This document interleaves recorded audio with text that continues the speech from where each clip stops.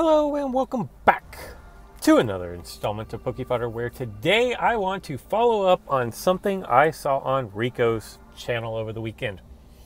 Just for a little bit of a backstory, before Tarvold was Jake, and Jake would put together creative, interesting decks that were using non-meta Pokemon and using them to be competitive in league play. And then Jake, at some point along the way, retired from the game, whatever. I haven't heard from him in forever, so I assume he has retired. But then Tarvold kind of came into the mix, and it wasn't so much that Tarvold created the Gothitelle deck, because there were actually people running Gothitelle decks before Tarvold brought it to the forefront. But Tarvold was really successful with it, made it up over 4th K with it, and then Rico showcased it. So what I did is I was like, well, let me see how this works in a game where maybe it's not just Rico letting Tarvold kind of cherry pick which games were showcased where just everything worked out properly and wow, the deck looks unbeatable. And it turns out the Gothitelle deck is really hard to play around, and so, you know, that is a deck that you can win at any level of the game. And at lower levels, it does take some work to use, but it takes even more work to play around as an opponent of a Gothitelle deck. So that's kind of where Tarvold really made his name. And then on Rico's channel this weekend, lo and behold, I see Tarvold is at it again. And this is what I believe to be an original creation of his. And you guys know that Tangela is one of my favorite Pokemon in the entire game, stemming back to Pokemon Go. And so when I saw that there was a deck using not one but 2 of them and it was successful, well, you know that I had to jump onto that train wagon, and we're actually going to test it out in league play. And I'm not going to cherry pick. If it sucks, it sucks. And if it's good, then hopefully I make it look good. I will say I did run this several times over the last couple of days. And the only time that I lost was because I was an idiot. And on top of that, the biggest weakness, and really the only weakness that I've seen in this deck, is if your Nihiligos refuse to roll blue, you're in a lot of trouble. But that goes with all Ultra Beast decks. If you catch an Ultra Beast deck that doesn't roll blue, you're probably going to win. And I find it really funny, when I was running an Ultra Beast deck, I would have these players who, you know, were running what I would consider to be much lesser of a deck than the Ultra Beast deck. And I would not roll blue a single time, not from any of my figures across the board. Not one of them would roll blue. And then my opponent would BM me, you know, do a bad move or stall out or something, as if that they had just this such high skill level that they can take out this Ultra Beast deck. And I'm just like, really? Like, you guys already know how I feel about people who BM. But then the worst is when your opponent gets every single roll, and you guys know what I'm talking about. You guys have all been there. When your opponent gets every single roll and then they're acting cocky, like, yeah, I'm that good. It's like, dude, you just need to give that a rest. Because you've been on the other side of that, where it doesn't matter what, it basically, if you had a 96 wheel slice of blue, it would find a way to lose. You guys have all been there. You guys have all had those games. So that was the only one that I lost. And I actually have already done this video once, and I just did not turn on the microphone, but I caught it in time in order to turn on the microphone this time. And this is the first league match that I've played today. Hopefully we have a real opponent here.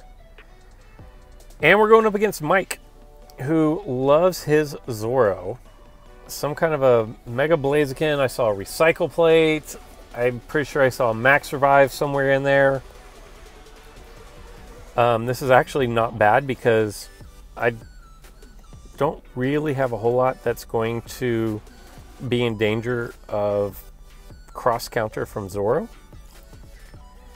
I don't know that Zoro is a good enough figure that I want to level up 2 of them. So Max Revive, Gold Block, and Mega Blaze.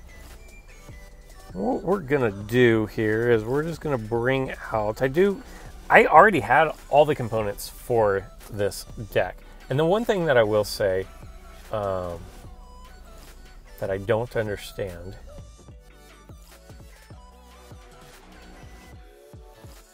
is why I don't understand the switcheroo plate.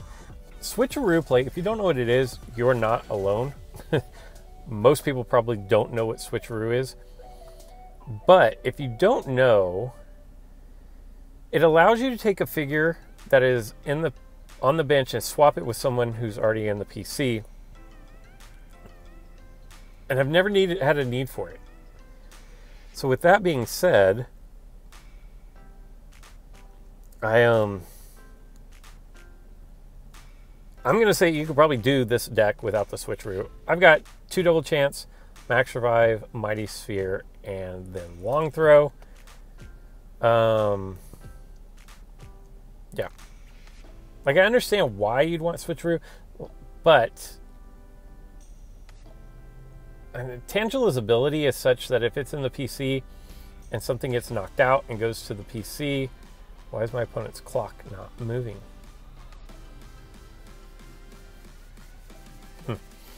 If Tangela's in the PC, you get sent to the PC, Tangela cycles out and goes to the bench and doesn't have weight 1, it can instantly just move back out on the board.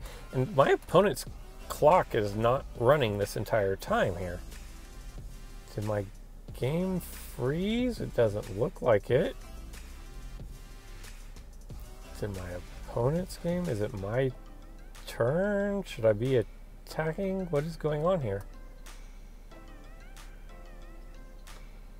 Very bizarre. I got nothing.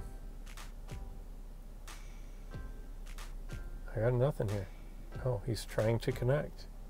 And all of a sudden his time went down significantly. So I'm not sure what the switcheroo is there for. But anyway. We're going to move up. It's kind of difficult to attack any of these figures. He doesn't have Long Throw, so nothing to worry about there. I'm going to attack. I'll let him put in one of his Zoros if he so chooses. And he does. That's fine. Yay, we get knocked out. But one of his Zoros gets knocked out. Now he should, and he didn't. He should have hopped over my Nihiligo with his Tapu Koko and taken the surround. Well, he did that a turn too late. And there goes. Now what I'm going to do is I'm actually first going to bring out my Tangela. And then I will double chance with my Nihiligo. Of the 3, I have one at level 10, one at level 7, and then one at level 5. The one at level 7 actually has, that's fine, actually has the poison leveled up. We're looking for call signal here. Or stun, anything but white or red is good there. So now we can pretty freely attack. Into this. If we get surrounded again, it's not that big a deal. It's actually fine because it hurts him more than it hurts me, because my figure is going to go off to Ultra Space. Completely fine with that. What ends up happening is now he's in the PC. I can just bring my figure back if I roll blue right here, which we don't. Okay. And this is where if you don't roll blue, you get in trouble. So let's see what happens. Blue works. We will go right there. Because of Darkest Lariat, I actually can't get up right next to my Nihiligo here. That would be bad. Oof. The miss. The miss is not good. The miss. The 4% miss. We're going to need a lot of rolls, and we don't get them. So here's what's going to have to happen. We are going to have to double chance. And we are either going to have to somehow knock him out, or that's not going to work. And again, that's, oh yeah, because that's weight 6. So it does work, actually. So now I can just max survive. That does work. Stun poison works. What we're going to have to do is we're going to have to max revive. Yes.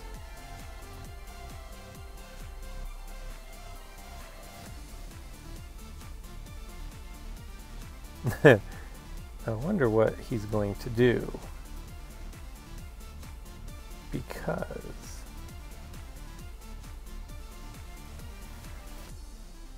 God, I'm so tempted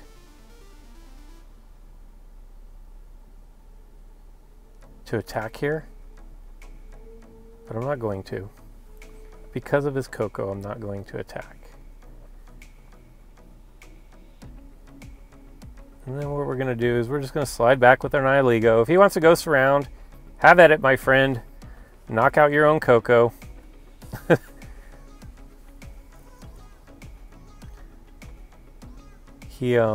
My opponent is very willing to sacrifice his own figure. Now, a purple is good, a blue is better.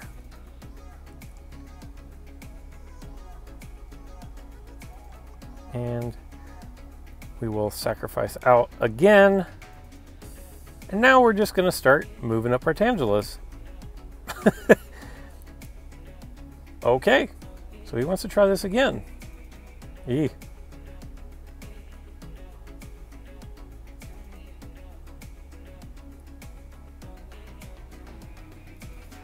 So that is that. I really hope that he uses his whatchamacallit plate, his recycle plate.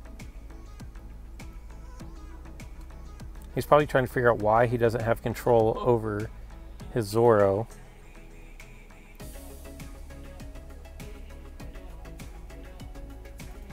And what's going to end up happening is if I lose my other Nihiligo, it's basically good game.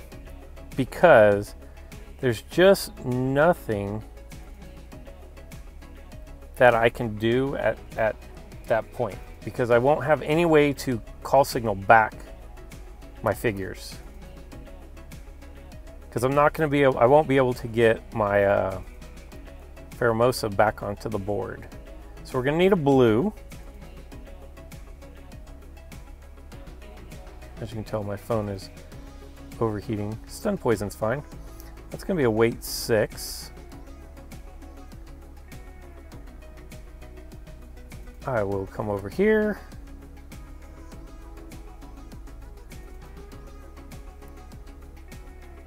I'm trying to think of what can I do next.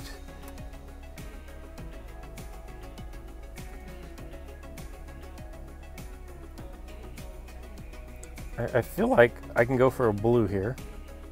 And we get it. Which is going to be nice to get the KO there and at least get me out of danger of having one bad roll, taking all of my figures off the board. And that's where this deck really shines, is it is so difficult to get it's difficult to knock anything out or put anything in the PC. My Pheromosa has spent more time in the PC this game than probably all the other games combined that I've played with this deck. It just rarely gets to that point. And on top of that, like, I just don't get anything knocked out where my... Uh-oh, now my connection has gone bad. Something crazy is happening here.